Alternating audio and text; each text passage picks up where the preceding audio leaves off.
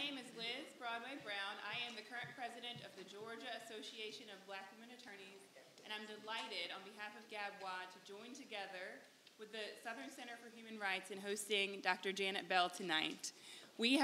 Tonight, this is GABWA's February General Body meeting, and so I was excited when our Vice President of Academies, Terica Gansey, who's the Deputy Director for the Southern Center, reached out about having a partnership for this meeting. So I welcome you this evening. I know it's going to be an enlightening discussion. I hope that you've had an opportunity to fellowship and will as after.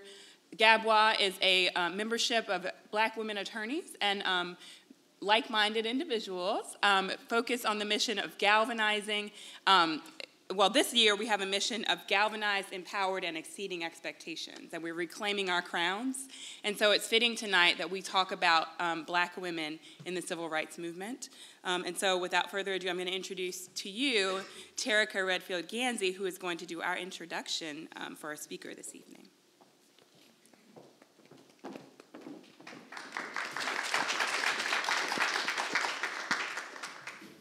Good evening. As Liz, Madam President, said, I am Terica Gansey, the Deputy Director of the Southern Center for Human Rights, where we work for equality, dignity, and justice in the criminal justice system.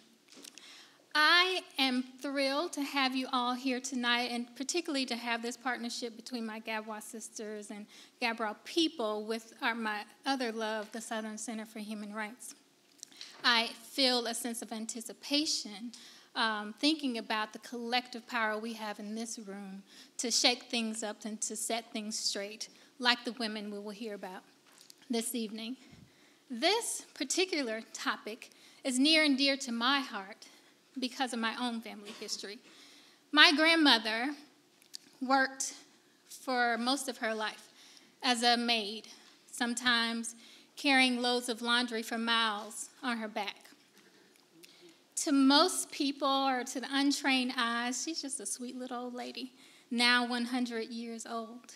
But to me, when I see her, I see so much more. I see strength. I see determination. I see selflessness. I see sacrifice. I see love. I see courage. I see honor. And I see all that because I know her history. I know that when Bob Moses, a civil rights activist, came into Mississippi and looked for volunteers to register to vote in Emmett County, my grandmother said, "Here I am, send me." I know that history, and as you know, at the time, there were lynchings, bombings, and all manner of terrorist activities used to hold Black people away from exercising their rights as full citizens of these United States. But despite the fact that if she went to register to vote in what is ironically titled Liberty, Mississippi, she could be endangering herself. She was brave enough, she and my great aunt and their cousin Ernest made history as the first African Americans to register to vote in Liberty. And she was not awarded, she was awarded not with fanfare or praise, but with being taken to jail and threatened. And so my grandmother is an inspiration to me not just because she risked her life to make my life better, but because she did all of this without any expectation of fame or fortune. She simply did the right thing at the right time, despite the most difficult circumstances. So it is in the spirit of my grandmother, Bertie Lee Walker, former Hughes, my great aunt, Matilda Scobie, the women you will hear about tonight, and all the African-American women whose names you may never know, but whose courage paved the way for our collective liberation, that I'm honored to introduce to you tonight our speaker, Dr. Janet Dewart Bell. So Dr. Janet Bell's official bio, describes her as a social justice activist, a communications strategist, and an author with a doctorate in leadership and change. She is all those things, and she is a philanthropist, a change agent, and a shining light. Among her many accomplishments include an Emmy for Outstanding Individual Achievement and a Peabody Award, considered the highest award in broadcasting. An adjunct associate professor at Baruch College, she has been a senior executive at numerous national organizations, including National Public Radio, National Urban League, the Opportunity Agenda, and Policy Link. She is the widow of the great Derrick Bell, who was the first African-American tenured professor at Harvard Law School and an esteemed author. As a visiting research professor at the University of Pittsburgh, she developed a course on effective advocacy and co-taught a constitutional law class with her late husband. To celebrate his 65th birthday, she founded the Derrick Bell Lecture on Race in American Society at the New York University School of Law, now in its 23rd year.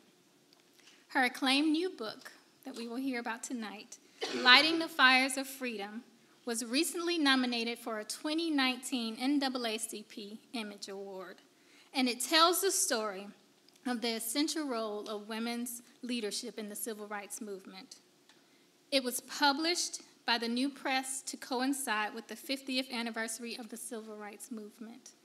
Please help me welcome Southern Center for Human Rights board member, the inspirational, the indefatigable, and the extraordinary Dr. Janet Dewart Bell.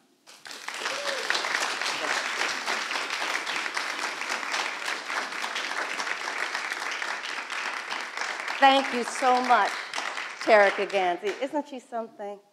And I want to really thank the Southern Center for Human Rights, on whose board I proudly serve, and the Georgia Association of Black Women Attorneys for inviting me here to be with you this evening. Now, if I see anyone surfing the net, I'm going to be upset. But what I would do is encourage you to post things, because we want to get the word out, not about me, but about the women I talk about. With that,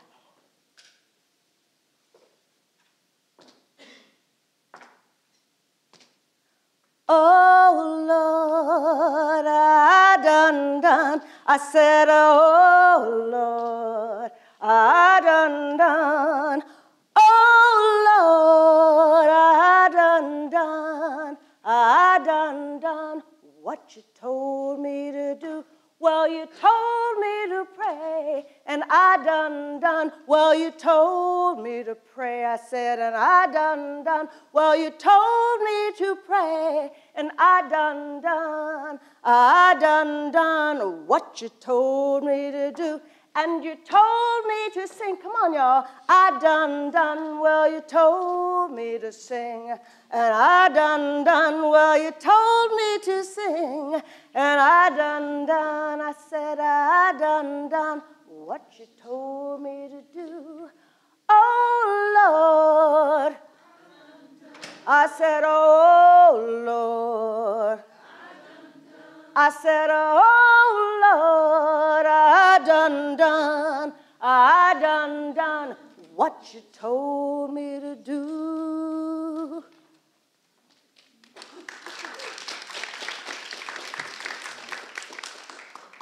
Like Terica's grandmother, God bless her and God bless her memory, and so glad that you lift her up and say her name, and we have to say the names. I'm going to talk a little bit about a few women I have not interviewed for my book. My book consists of primarily of oral histories of 9 women who represent different levels of involvement in the civil rights movement, different kinds of leadership, because you don't have to lead with the title. You don't have to lead at the head of an organization. You can lead from the back of the pack, and you can lead, as Terica said, with no expectation of fame or fortune or return for yourself, but you're looking for a future for your children and other people's children. This is my mother, Willie Mae Neal. She was born in rural Arkansas. She was the third of 3 daughters, and my grandparents had 35 acres. They did not have 40 acres and a mule. So they also had to work for a plantation. And my mother was born in rural Arkansas in 1917. In those days, there were insurance people who used to come by on Friday to collect premiums. And so keep in mind my beautiful, brilliant mother, Willie Mae Neal. This is my wonderful grandmother, Sophronia McKnight, less than 5 feet, weighed less than 100 pounds, could drag a 100-pound sack of cotton through the field in 120-degree heat. Now, my mother was the third of 3 daughters. And so one Friday, this insurance man, a new one, came by to collect the premium. And he had not gotten the word, you do not mess with Sophronia McKnight's daughters. So he fondled one of her daughters in front of her. And my grandmother, less than 5 feet, less than 100 pounds, quietly goes over to the gun rack. Remember, they live in rural Arkansas. She picks up a gun, and she intentionally shoots it so that the bullet just gets fairly close to his ear, but missed intentionally. Well, he had the good sense to leave. My grandparents then sent their daughters away because they thought surely they would be lynched. But they refused to give in. They refused to take low to anybody. They stood their ground. My grandmother, by the way, I should say, lived to be almost 80 years old, living on principle all that time. So after a couple weeks, nothing happened. And then a new insurance man came. They're all young white men. He looked at my grandmother, actually probably had to look down, and said, Aunt Sophronia, as if nothing had ever happened. That's the kind of stock I come from, and that's what I try to live up to every day. When I was about 19 or 20 and involved in the civil rights movement, I foolishly went to a Klan rally with an integrated group. And when the Klan people finally noticed that there were not people of their kind there, and there was all this rumbling. This was in Southside, Virginia, Nelson, Virginia. And you'll see that some of these slogans might seem pretty contemporary to you now, given the state of our nation. Save America, join United Klans, come hear the truth, good preaching, country music. The white public only. The Klan would go through these small towns and, with their torches and with their shameful regalia and try to terrorize people. People like me, I was born and raised in Erie, Pennsylvania, where my parents settled after the northern migration. And so we parachuted in. But it's the people who lived there, the people like my grandmother who lived in their areas, who stayed in those areas, who were terrorized by people in the Ku Klux Klan and the White Citizens Council, who built the foundation for all of us. Ella Baker. Now, I know people know about Ella Baker. She worked for many of the national civil rights organizations, I should say several, but she's most famous for having worked with the Student Nonviolent Coordinating Committee, where they called her Fundi, which is Swahili for leader. And she really promoted young people. She supported them. And almost everybody I know who knew Miss Baker, that's all they called her, and very respectful. She's a person who, there are certain things that are named after her, but you can't get enough of information and good things to talk about Ella Baker. Fannie Lou Hamer. All right, y'all. I'm sick and tired of being, yes. When, from the Mississippi Freedom Democratic Party, when Mrs. Hamer spoke at the Democratic Convention, LBJ, Lyndon Baines Johnson, the president, so who is this little black woman? Or whatever they called us at that time. And he called a phony press conference in the Rose Garden to take attention away from how powerful this woman, she had nothing but her soul and her speech, and her singing voice. So that's why I sing in these presentations, because we can't lose the ability to sing. And we need to do it as often as we can. Mrs. Hamer. Now, Montgomery Bus Boycott, the reason I put that up there is that that lasted for over a year. And I wanted to talk about how people contribute to the movement in different ways. Joanne Robinson was a professor at the local black college. She was also active in the Black Women's Political Council. And she developed an alternate means of transportation. How did people get to work? I mean, those who still had jobs, the jobs were not taken away from them and what have you. How did that happen? Because some people had the foresight, the vision, to organize in advance, to know that at some point there would be a spark for the movement. And that spark became when Mrs. Parks sat down to stand up. But the community was ready for it. It didn't just happen. It wasn't happenstance. It was something that people planned and thought about. Claudette Colvin. Now, this is a real test. Who knows Claudette Colvin? Come on, speak up. Was she the first one to protest by sitting? Yes, what she did was she sat down on the bus. She refused to get up a few months before Mrs. Parks, but she was not considered a proper symbol for the movement. She was a teenager. And there's a lot of misstatements about her being perhaps not being unruly or things like that. I can't find things to really attest to that's really the truth. But she did do that, and her name actually is she's one of the named plaintiffs on the suit that ended the bus boycott.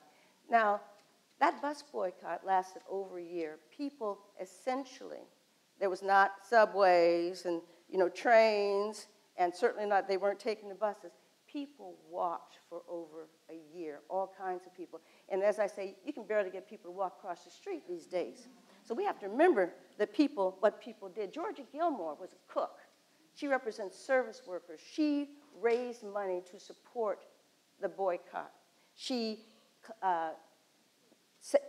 developed what she called the Club from Nowhere to try to give some anonymity to the people who were raising money, the service workers, the cooks, the maids, so that they would not be found. But of course, people knew where they were, and a lot of people put their lives and their livelihoods in jeopardy.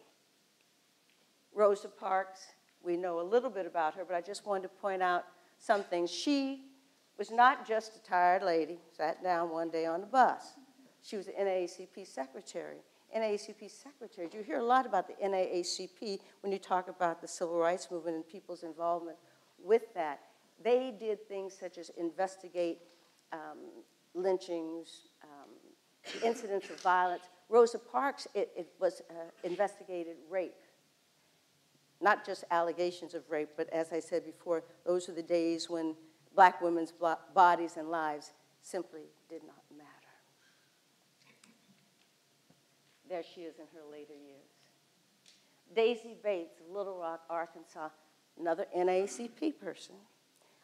The Little Rock 9, the students who integrated Central High School in Arkansas. And it pains me when I see certain people on television who have since gone to that school and who have no appreciation of the history of the sacrifice of those students. One student her family was too poor to have a working telephone, and she didn't get the information that on the day they were to integrate and they were to be accompanied by guards and people like that, and NAACP personnel, a whole bunch of people. So she wound up walking by herself through a hostile crowd where people spat on her, called her all kinds of vulgarities, and she held her head up high and she went to the school. Obviously a traumatic experience for anyone. And then for other audiences, for some audiences, I tried to relate to how young these people were. They talk about those brave students now at the Marjorie Stoneman Douglas High School, in Parkland, Florida. But, these are young people, too. Mary Till Bradley Mobley, her son, Emmett Till, she sent her son down from Chicago to spend time with relatives. in Mississippi. And he supposedly, the rumor was at that time, that he either whistled at a white woman or he said, bye, baby, or something. He was, what, 14, 15 years old. Whatever he did not warrant what happened to him. So late at night, there's a knock on the door. And this woman who made this allegation, her husband and various people came. They took this young boy out. They mutilated him, and they killed him. They threw him in the river. When they dredged the river to find his body, they found other bodies. But his mother, I will save you the open casket, although I have to say that what she did, talk about adaptive leadership, the decision she made to have an open casket was heartfelt, and it was brilliant, and it was transformative. But she wanted people to see hatred kills. Although herself, she said she could love the children of the people who killed her son. And, I mean, that's what an extraordinary expression of humanity and love. When I wrote an article for The Nation magazine last year, I put that in. They said, oh, that can't be the case. So they fact-checked it. That remained in the article. Constance Baker Motley, all you lawyers out here. All right, who wants to talk about Constance Baker Motley, who was the lead lawyer, I believe. First of all, she was the first woman on the staff of the NAACP Legal Defense Fund. She is the person you see having really the lead integrating the University of Georgia, University of Mississippi, and various things. Tall, elegant woman. And I don't need to explain those people she's with over there. Later, in later life, she became the first female borough president of Manhattan, and she was appointed a federal judge. And she was so brilliant. When someone asked her how she prepared for trial, now remember in those days, we're talking the 60s, right? 50s, 60s, 70s. People, first of all, she's black. Y'all hear me? She's a woman. She's brilliant. People would come from miles around to see this motley woman, that's what they called her, argue the cases in court. And my late husband, Derrick Bell, worked with her on those cases that I mentioned. And that's one of his two role models, his two mentors, the other one being Robert L. Carter. I should say a third one, Thurgood Marshall, who actually hired him first. Oh, back to Constance Baker Motley just for a second. When they asked her how she prepared for trial, she said she went to Lord & Taylor and brought a new suit. I believe that. Now, here are the 9 women in my book. I want to talk about them for a few minutes. Leah Chase. Now, those of you who've been to Dookie Chase's restaurant in New Orleans may not know about her history and the family's history in civil rights. They hosted gatherings of civil rights workers. Didn't matter who they were, the young people of the Student Nonviolent Coordinating Committee, Thurgood Marshall, whoever. They hosted integrated meetings when it was totally against the law. Their business could have been shut down, but it was not because of the respect that the community had, even the white community had, for the Chase family. When I interviewed Mrs. Chase, she was in her 80s then, mid-80s, and she sat for an extended interview without breaks, and the videographer and I are passing out. We said, Mrs. Chase, wouldn't you like to have a break? And she'd go, no. And she was so happy to talk about her commitment to the struggle. She was so happy to talk about other people and how they contributed to the advancement of the community, to black people, to the struggle for civil and human rights. She was absolutely wonderful. By the way, she's also the inspiration for Princess Tiana and the Princess and the Frog, among other things. So this is a picture of her closer in the civil rights days, and this is a more recent picture of her.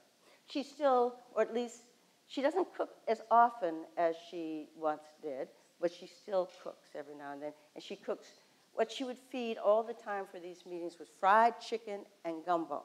That was it. Other things, but the basic was fried chicken and gumbo. And when I interviewed, she said, "Who knew you could change America over a bowl of gumbo?" Dr. June Jackson Christmas was one of the first black students at Vassar. She entered during the war years in the 40s. She was also one of the first black students at Boston University School of Medicine. This picture right here was taken in 1963, I believe, after several students were killed at Jackson State College. She just happened to be at a meeting of the American Psychiatric Association. And of course, they wanted to talk about it.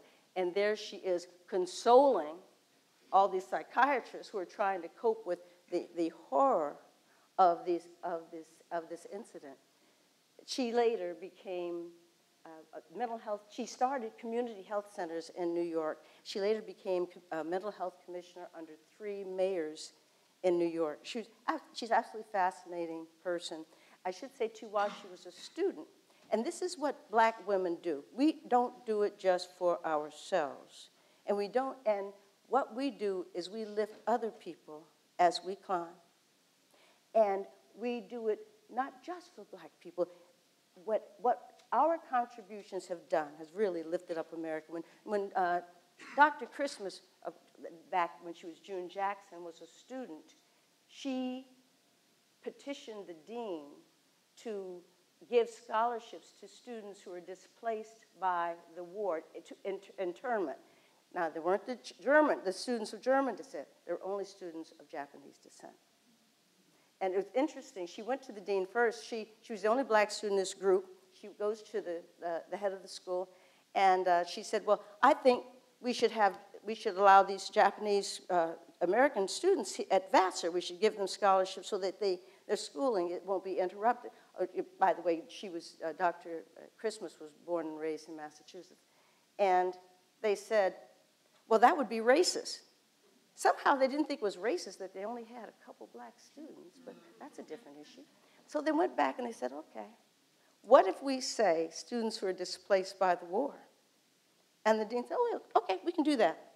So that's what happened. She never worked directly in the South. What she and her late husband did is that they would host groups of civil rights workers from the South at their townhouse in New York. They would raise money. They would provide counseling and things like that. Because people from SNCC would say, for instance, they'd say, "You know, Dr. Christmas," and remember, this is long before people were talking about post-traumatic stress. We don't have people to talk to. We can't talk out all these things. I mean, these are young people who have guns put in their mouths, who are being terrorized, who are terrorized by people with ropes and threats. I mean, it's just horrible stuff. So she, as she said, she provided help in a different kind of way, she and her husband, Walter. This is her just a few years ago when she was in her 90s. Do not be jealous. Aileen Hernandez is the only one of the 9 women who died before this book was published. She died in 2017. She was a student activist at Howard University. And now remember, Howard University is below the Mason-Dixon line. And is subjected to the same segregation, Jim Crow, as the rest of the South. And as people say down South, when we were in the Civil Rights Movement, they would also say up South. And you know what that meant. And so she was appointed to the Equal Employment Opportunity Commission, which she resigned from because they didn't deal with issues of sexism. She also became the first, and sadly the only, African-American president of the National Organization for Women. She resigned from that organization when, after she became president, they fielded an all-white slate. And she said, no, she can't do that. She became very involved in labor, international labor, and what have you, but she always was involved and supportive of civil rights, political action, and human rights for her entire life. Judy Richardson, to me, represents the young people of the Student Nonviolent Coordinating Committee, and I know Karen House is in the house. And we worked together 50 years ago.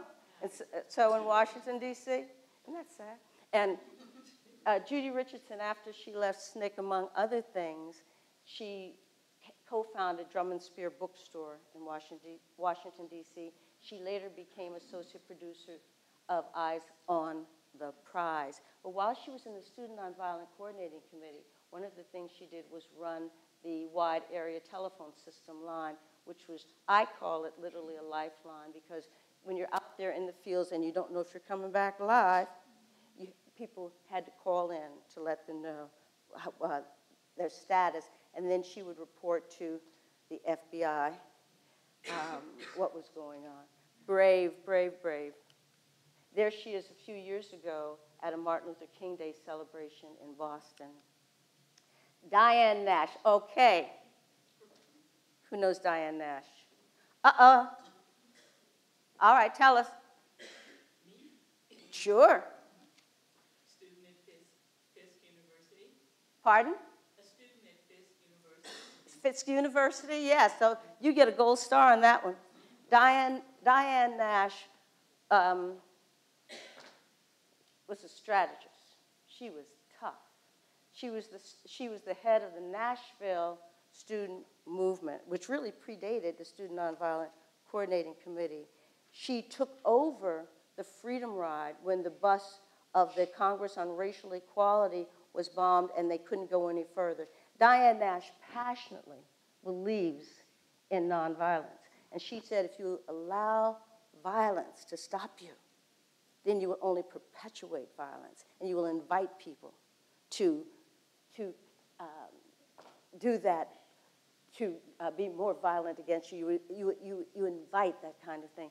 So she was asked by the federal government, the Attorney General, back when we had Attorney General, and not to do this. Young lady, please don't do this. And she essentially said, well, no, you don't understand. I'm going to do it. She's just nerves of steel. Oops. This is her later life. She went back to her hometown of Chicago and became a tenant organizer. Okay. The real Black Panther. Kathleen Cleaver comes from an educated family. Her father was a college professor who did international development, which is why she, at an early age, after they left Tuskegee, they lived in several places here, but when they left that wonderful cocoon, black cocoon in Tuskegee, Alabama, she lived abroad in countries that were run by black and brown people. She said, white supremacy never had a chance with me or my parents. But one of the things about Kathleen Cleaver, her mother was absolutely brilliant. Brother, as is Kathleen. Her mother graduated got a master's degree at age 16 from the University of Michigan in math. And she said, her parents said, well, perhaps she would follow in her mother's footsteps because they knew how smart she was. And she said, no, at 16, I was still in high school. And she always wanted to be in the movement. So she did whatever she could to get first in the Student Nonviolent Coordinating Committee, and then she gradually got involved in the Black Panthers, both nationally here and internationally. She was on the lam, as we know from the FBI, for a few years. Her children, in fact, were born abroad. When I interviewed her here in Atlanta, two of her grandchildren were visiting from the Sudan. And first of all, any of you who are grandparents know, and no grandparents, know how precious that time is. She was so generous and sweet with her time. And it's funny, when I've talked to other people, they say, oh, you interviewed Kathleen Cleaver. How was she? I said, she's as sweet as could be. She spent a whole day with me. And she simply did not have to do it. Oh, by the way, when she came back to this country to finish college, she graduated from Yale undergraduate, summa cum laude. That wasn't good enough. She went to the law school and graduated with honors there. And then she later clerked for a very brave federal judge who would hire a Black Panther, the late Leon Higginbotham. When I told other people that I had interviewed Kathleen Cleaver, they said, is she still as gorgeous as she once was? The answer is yes. Gay McDougal. Y'all know about Agnes Scott College around here, right? Gay McDougal was the first black student admitted to Agnes Scott College. She was the only black student for 2 years. Can you imagine that?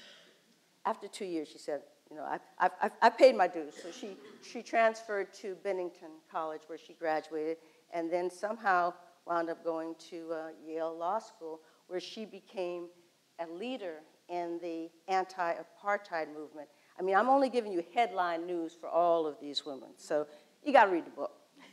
And not just this book. Read, you know, they used to say, read more about it. What I want to do is inspire people to read more, not only about these women, but other women and their contribution, and also to write about your grandmother and your auntie and people like that. Because if we don't preserve the stories, if we don't tell the stories, who will? So at any rate, so Gay McDougal also was one of the overseers, foreign overseers of the first election in the Republic of South Africa, and the great Nelson Mandela asked her to accompany him when he voted for the first time.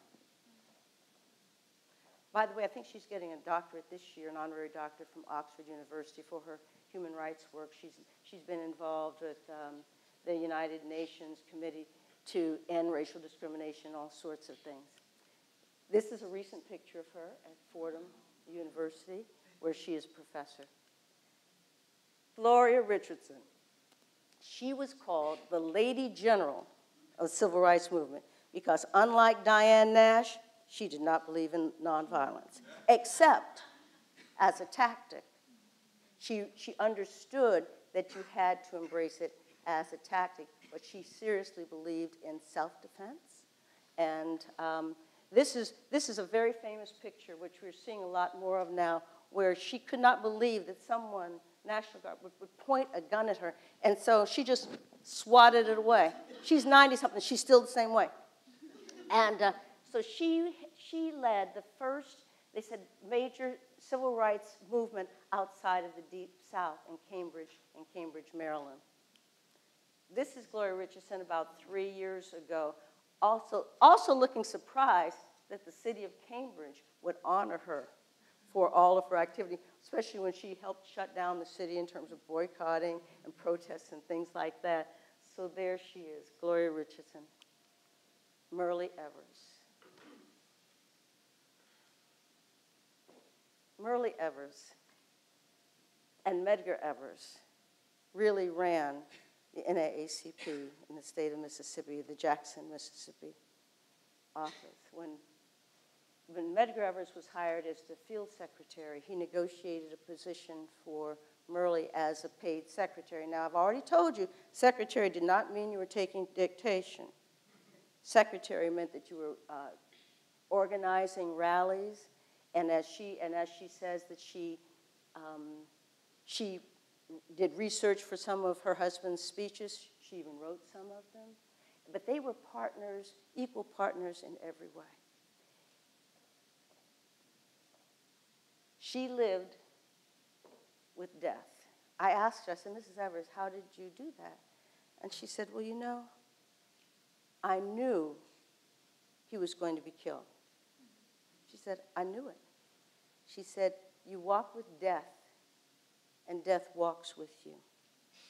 But and you're afraid. You can't say, oh, I'm not afraid. This is not sunshine. This is people making commitment to the struggle, not for themselves, but for the rest of us. And their home was firebombed a year before her husband was assassinated, essentially in front of her and the 3 small children in their driveway. I've been to that home, and the home does not have a front door. It's now a historic landmark. But the reason it didn't have it doesn't have a front door, and some of those other homes didn't have, is because they knew it was dangerous, so cars would drive into the carport, and you would get out and go in that way. But this particular time, Mr. Evers came back from a rally, and you know sometimes you're just feeling, you got that energy and whatever, and he stepped out of the car in the driveway with his white shirt on, and that the assassin just shot him in the back. I do not mention his name. Mrs. Evers stayed in that house for about a year. She stayed through the summer of 1964 when the 3 civil rights workers were missing and not yet found. After over a year, she decided that her children, who were, it's very traumatic living in that house, among other things, and her great-grandmother or great-aunt, I can't remember, said, you really need to get as far away from here as you can. So she and her husband had talked about, even though they hadn't been there, had talked about possibly one day moving to California. And so her great-aunt said, get as far away from Mississippi as you can without getting into the ocean. So she moved to California, where she is. Now her daughter has now moved back to Jackson, Mississippi, and she runs the Medgar and Myrlie Evers Foundation. Mrs. Evers, when she ran for the chairmanship of the NAACP, there are people who said, as they say with a lot of women who have done leadership actions, but who have not necessarily claimed it for themselves, they said, oh, she's just Medgar's widow. She's not just anything. First of all, after she went to California, she went back to college at age 31, got her bachelor's, raising 3 small children. She then became a corporate executive. She served on local commissions. She ran for Congress a couple times. Sadly, they did not have the wisdom to elect her. But she, to this day, when you ask her what it is that she wants to do, she will say, or actually just say to her, well, Mrs. Evers, you have clearly given enough. She always talks about wanting to do more. There's that fire in her to do more. Absolutely fascinating person. There she is, a few years ago. Some people might remember her as that beautiful, dignified woman giving the invocation at Barack Obama's second inauguration.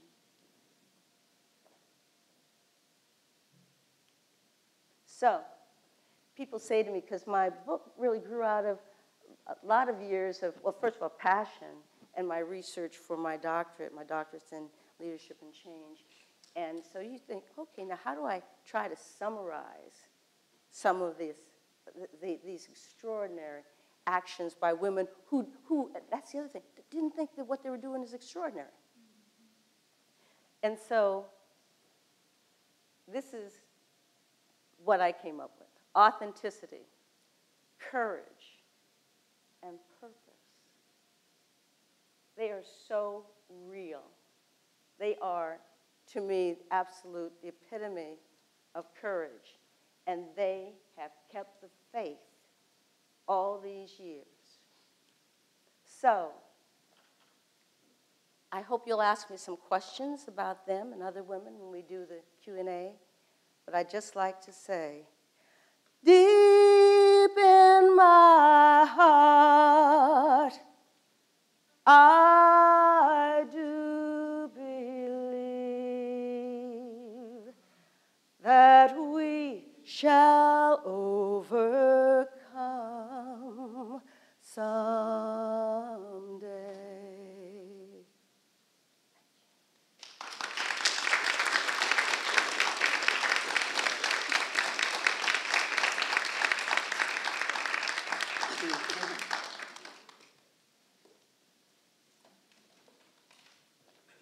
I'm not sure how we're handling this. I know we have mics on both sides. Are there any questions?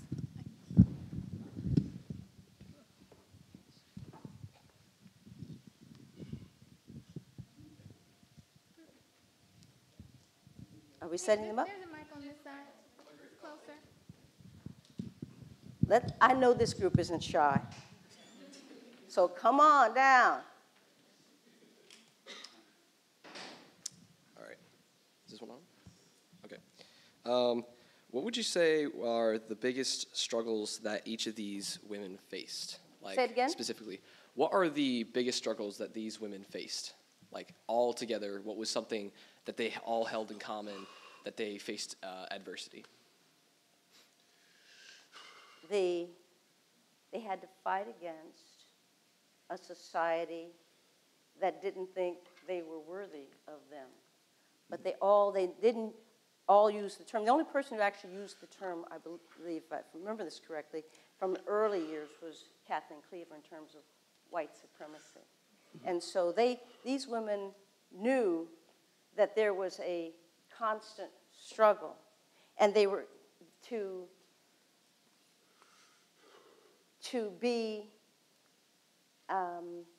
overcome the restrictions that were placed on their lives, because they had the history of, like my grandmother, Terrica's grandmother, and others, and they knew how tough it was, and they knew that this is how society would,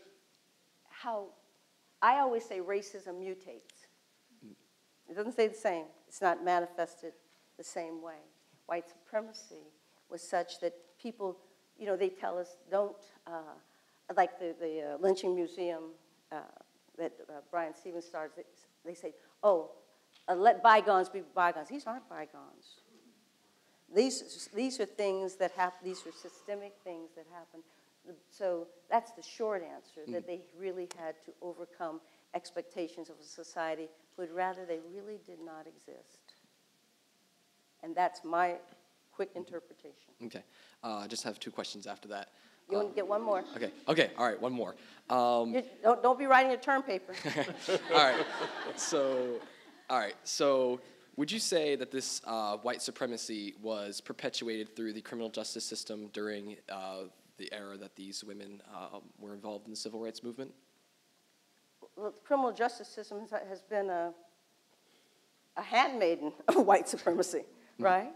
And especially with, you are familiar with the Southern Center for Human Rights. Right? Yes, ma'am. And so if you look at the kind of work that they do, I mean, it's racially motivated for the most part. I always say that there's a great discrepancy with people. First of all, I don't want us to be equal in bad things, right? So I don't want the system to mistreat white folks. I don't want the system to mistreat black folks. But it's clearly discriminatory in its treatment of black people. I mean, chain gangs. Remember? I mean, so you're so-called free, right? Emancipation Proclamation, but you find a way to criminalize behavior, simple behavior. Okay. And to bring people into the system. So you see that's really been part of it. Okay. All right. Thank you so much for answering my questions. You're quite welcome. First of all, I want to thank you most profoundly for taking up this assignment. Desperately needed. I must also confess that I am a ladies' man. I'm a ladies' man, not in the sense in which all of you took it. I'm a ladies' man because I hold women in such great awe wherever you find them all over the world. That's what I thought you meant.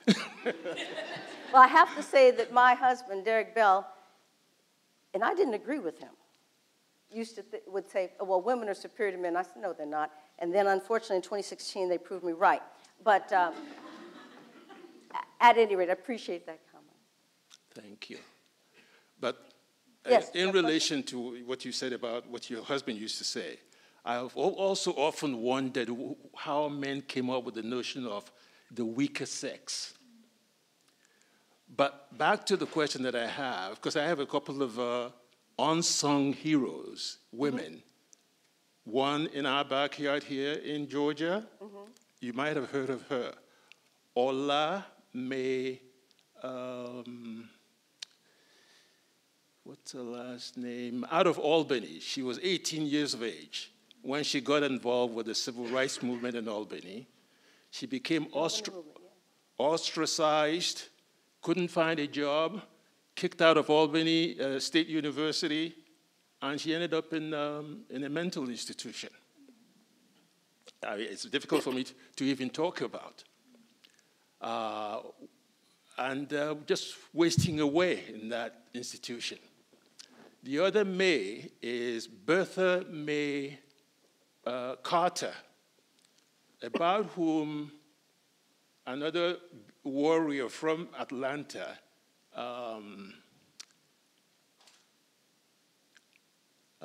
Curry is her last name, Constance Curry. Constance Curry, yes. Yes. Her book, Civil Rights, is the name of her book. It's about the Carter family, how this family bravely stood up and said, we're going to have our children enroll in all-white schools. Mm-hmm.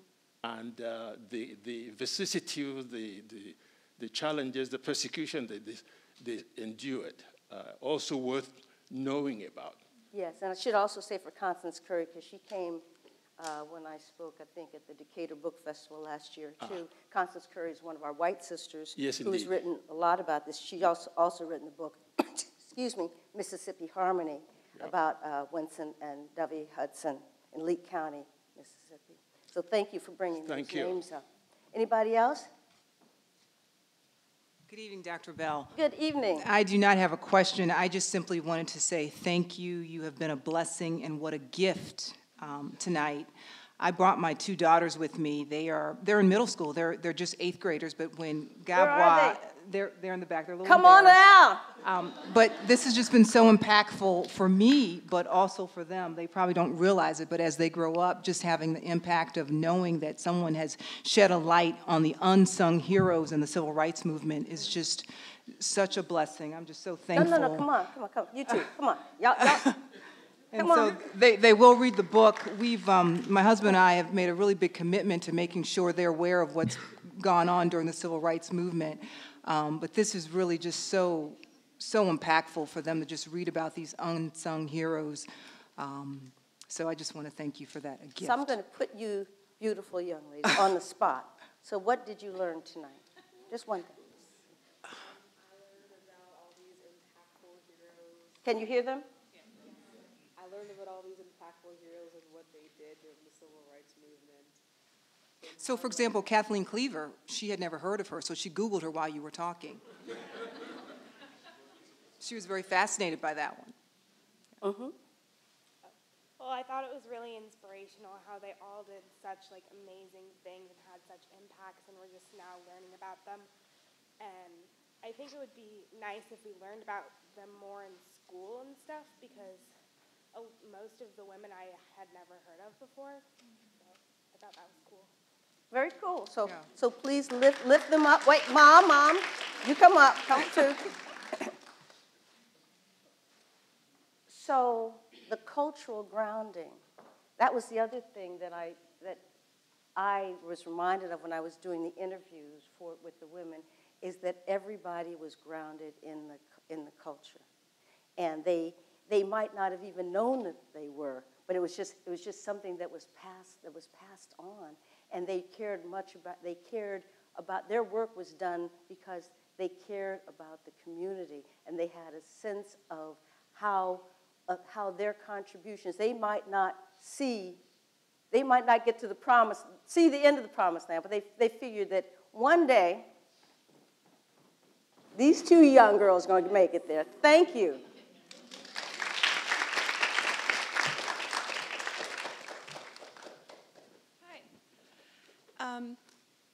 And I apologize. What are your names? I'm Lyra. Nina. They're twins. Okay, so my question is, why do you think it is that we hear so much about, I guess, the African-American males that were a big impact in the civil rights movement, but not so much about the females? Do you think it's just patriarchy permeates everything, I guess? Well, it's part of that, but what I say is that and I tried to go there a little bit with some of the interviews, and the women really didn't want to do it. And it's their stories and not mine. But we don't hear that much about the men either, to be honest. I mean, we hear now, let's say, about John Lewis, but we really don't hear his full story all the time. Really? I mean, and so it's, if you take and I've had the privilege to meet a lot of people who aren't necessarily in the headlines all the time, but when you think about it, it's not just, it's partly, obviously it's personal, it's sexism. Women weren't allowed on that stage at the March on Washington, but it was the time too, and the women, there's some anger, but people sort of put that in context. There's a time, and try to focus on one of the common threads that I find to the women that I interviewed, and I didn't expect this necessarily to be so. I think that there were a couple who really, Myrlie Evers and Gay McDougal really talked about the sexism probably more so than anyone else, but they really talked more about the racism and the overcoming the, pushing through the society's need to have people on the bottom, and those people, as Derrick Bell used to say, faces at the bottom of the well, and those people being black people. So yes, there's some there's patriarchy, and there still is it. My mother, I write about my mother in the beginning of the book, and I say, my mother, who was just she was the smartest person I've ever met. I just adored my mother. My mother was self-taught. She couldn't go to high school because of living in rural Arkansas. She was the youngest one of three. And my brilliant, beautiful mother worked as a maid in motels, not hotels, for much of her adult life. Now, there's nothing wrong with that work, but she didn't have a choice. But she's also, like many black women, outside of her work life, she was an elegant, refined woman who organized the community. She organized her own version of a food bank. But the one thing she didn't do was go to church, because she sent me with my father. But she did not go herself because she thought that there was something wrong with an institution that elevated men when the women did much of the work. So yes. Thank you. Oh. Hello. I wanted to ask, did any of the women speak about how their roles as mothers, influenced their work in the movement? I didn't hear the last part. How their roles as mothers influenced their work in the civil rights movement. Did any of them speak to that? That's an interesting question, and I did not ask it. I wish I had. I will ask it the next time. Thank you. Hello. My name's Jaslyn. Can you speak up? My name's Jaslyn. Uh-huh. And I just have a personal question for you. What was your motivation that kept you going to keep talking to the African Americans about this situation? Like, what was your motivation to keep this topic alive and not let die down? Because it's just a passion with me, because of the many things that my parents, my mother in particular, she totally supported the civil rights movement. She, like Georgia Gilmore, raised money, even though we were in Erie, Pennsylvania, with her little salary as a maid, what have you. She bought me a car, which was more, my mother never owned a new car. She bought me a car which was better than any car she'd ever had, so that I could do civil rights work. And so I saw the sacrifice of people and the passion and I just I really wanted to honor I want to honor my mother.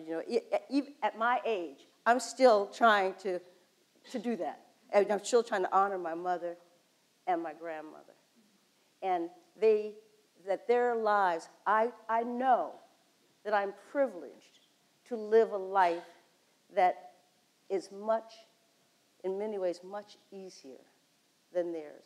But I would not be here but for their sacrifice. And I saw it. And I also know, even though it's not a racial kind of comment, but when you hear that if people who don't know their history are doomed to repeat it. So I want to tell the story. You know, I say, you know the book, maybe the movie now, Fahrenheit 451. Okay, at the end where the people become the books because the books are being burned. You know, Fahrenheit 451 is the temperature at which paper burns. And so this was a futuristic story. It's started to seem like headline news now. And so you were forbidden to read, so they take the books and they burn them. And so I always, somehow my mother loved that story, Ray Bradbury, Fahrenheit 451. And so somehow in my childhood memory, I wanted to be a part of the people who save the books and who tell the story. And so it's just a passion. It's I love to read. I love history. And I have to admit, I don't think I was as tuned to Black history as I could have been, I should have been. But I did go to the Booker T. Washington Community Center, and even though some of the information we got there was not precise, because people weren't, they told it the way they understood it. They weren't necessarily educated in it. But it really was inspiration to do that. And then working with the NAACP, I think I came down to Atlanta when I was 15 as the head of the local council. So it's just a passion of mine. That's all I can say. It's just been there, and it just won't go away. Thank you. Thank you. You're welcome.